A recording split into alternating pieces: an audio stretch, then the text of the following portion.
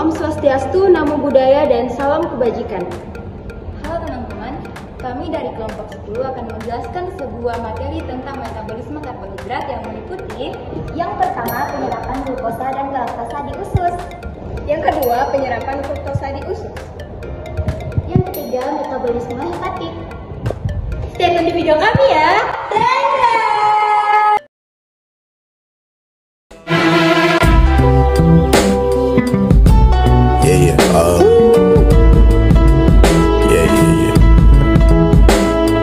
That's the way every day goes. Every time we've no control. If the sky is pink and white.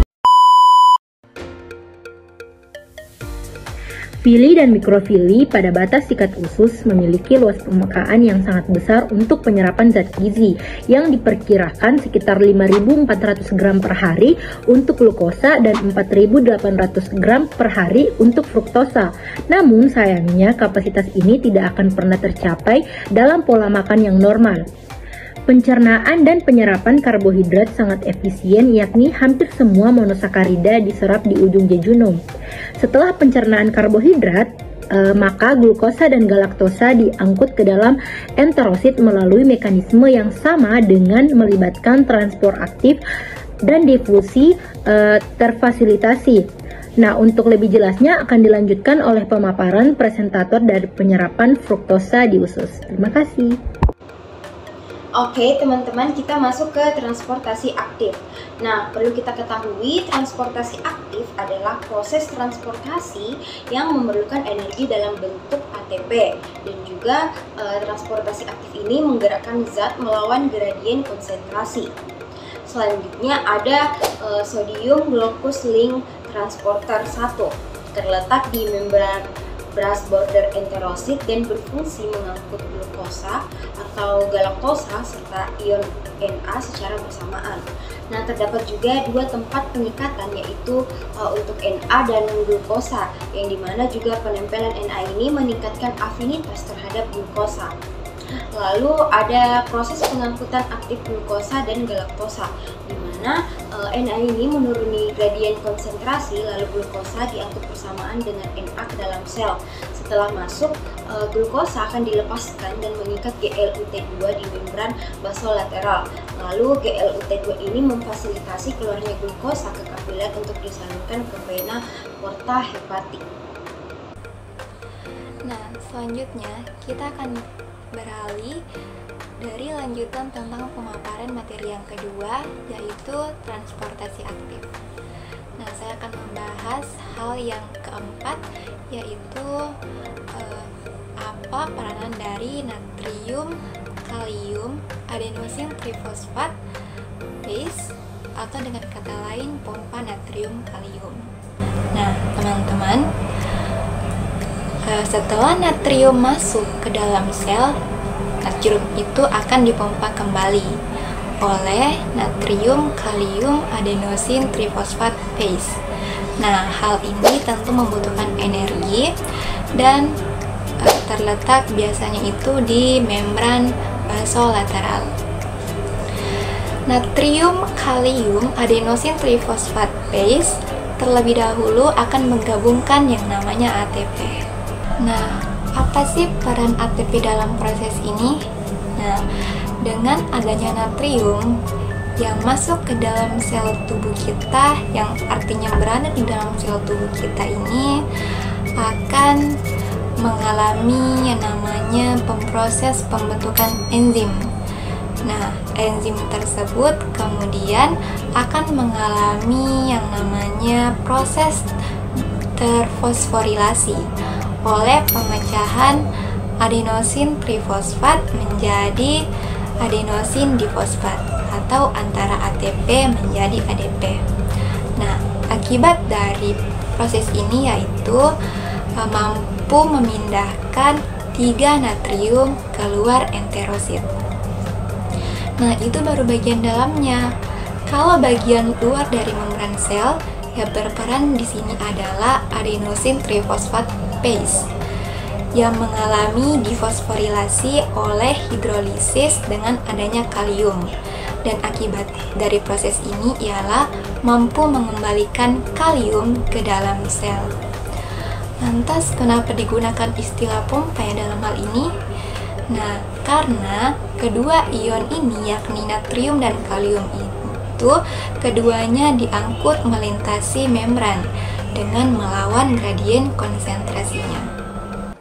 Nah, selanjutnya adalah materi terakhir, yaitu bagaimana hubungan antara SgLT1 dengan natrium kalium adenosin trifosfat base. Nah, perlu kita perhatikan bahwa lokasi di antara kedua ini berbeda atau berlawanan. Namun, pengangkutan glukosa dan galaktosa yang berkaitan dengan SgLT1 termasuk dalam pengangkutan aktif, di mana pengangkutan aktif ini menggambarkan sebuah proses dari berbagai sel dengan banyak jenis pengangkut membran selama mengangkut natrium. Nah, teman-teman, faktanya natrium kalium adenosin trifosfat base bertanggung jawab atas sebagian besar pengangkutan aktif ke dalam sel dan merupakan permintaan energi utama tubuh saat istirahat. Penjelasan mengenai transportasi yang difasilitasi dalam metabolisme karbohidrat dengan fokus pada penyerapan glukosa dan galaktosa, peran GLUT2, regulasi oleh insulin, dan resistensi insulin. Yang pertama, penyerapan glukosa dan galaktosa. Proses penyerapan glukosa dan galaktosa diserap di usus kecil melalui mekanisme transportasi aktif dan terfasilitasi. Proses ini melibatkan protein transporter yang disebut SGLT atau sodium glucose transporter. SGLT1 di bagian usus halus. SGLT1 mengangkut glukosa dan galaktosa bersamaan dengan ion natrium. Ini memungkinkan kedua monosakarida ini masuk ke dalam sel epitel usus meskipun konsentrasi di dalam sel lebih rendah. Selanjutnya, transportasi ke aliran darah. Setelah masuk ke dalam sel, glukosa dan galaktosa kemudian dipindahkan ke aliran darah melalui transporter GLUT2. Yang kedua, peran GLUT2. Transport protein. GLUT2 adalah transporter glukosa yang terdapat di sel-sel pankreas, hati, dan usus. Ia berfungsi untuk memfasilitasi transportasi glukosa dari sel ke aliran darah. Fungsi utama dalam pankreas, GLUT2 berperan dalam mendeteksi kadar glukosa darah. Ketika kadar glukosa meningkat, GLUT2 membantu mengeluarkan glukosa dari sel pankreas ke dalam darah yang memicu sekresi insulin. Yang ketiga, regulasi oleh insulin. Peningkatan penyerapan glukosa. Insulin berperan penting dalam regulasi kadar glukosa darah. Setelah makan, kadar glukosa meningkat, memicu pankreas untuk melepaskan insulin. Aktivasi GLUT4. Insulin meningkatkan jumlah GLUT4 di permukaan sel otot dan jaringan adiposa, yang meningkatkan penyerapan glukosa dari darah ke dalam sel. Selanjutnya, pengurangan gluconeogenesis. Insulin juga mengurangi produksi glukosa baru di hati, sehingga membantu menurunkan kadar glukosa darah. Yang keempat, resistensi insulin. Resistensi insulin adalah kondisi di mana sel-sel tubuh tidak merespon insulin secara efektif, sehingga mengurangi kemampuan tubuh untuk menyerap glukosa. Akibat resistensi insulin, kadar glukosa darah meningkat karena glukosa tetap berada di dalam aliran darah dan tidak dapat diambil oleh sel-sel. Beberapa faktor yang menyebabkan resistensi insulin termasuk obesitas, gaya hidup tidak aktif, dan genetik. Konsekuensinya yaitu jika tidak ditangani, resistensi insulin dapat berkontribusi pada perkembangan diabetes tipe 2.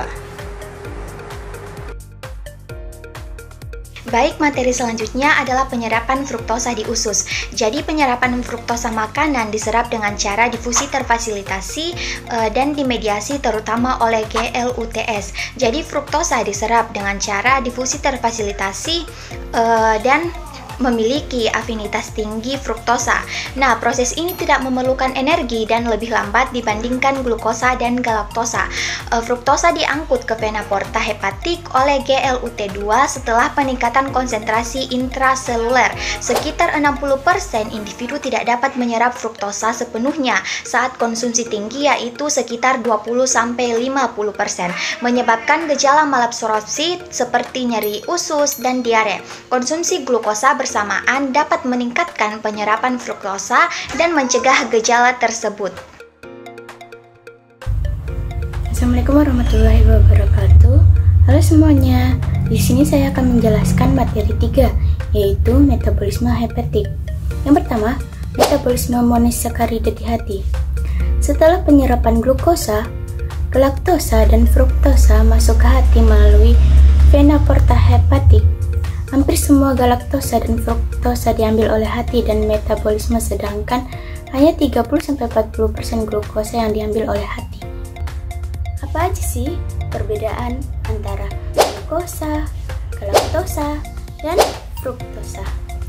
Yang pertama, glukosa. Glukosa masuk ke sirkulasi sistemik, sedangkan galaktosa dan fruktosa tidak langsung terlibat dalam regulasi hormonal yang mengatur homeostasis glukosa. Yang kedua, galaktosa. Galaktosa diubah menjadi turunan glukosa dan disimpan sebagai glikogen di hati. Yang ketiga, fruktosa. Fruktosa digunakan untuk energi di hati, tetapi fruktosa berlebih dapat diubah menjadi triacylglycerol dan disimpan di jaringan adiposa. Apa aja sih dampak dari konsumsi fruktosa? Nah, konsumsi fruktosa yang tinggi secara kronis dapat menyebabkan hiperlipidemia dan penumpukan lemak di hati. Bagaimana transportasi glukosa? Glukosa memasuki sel melalui transporter terfasilitasi atau GLUT. Transporter GLUT4 yang bergantung pada insulin mengatur penyerapan glukosa di otot rangka dan jaringan adiposa. Sementara organ lain seperti hati, ginjal, otak, dan eritrosit tidak bergantung pada insulin. Kemudian, pentingnya glukosa. Glukosa adalah monosakarida paling melimpah karena merupakan komponen utama fatty dan disakarida. Glukosa yang diambil oleh hati dapat digunakan untuk energi, disimpan sebagai glikogen, atau dikembalikan ke darah selama periode puasa.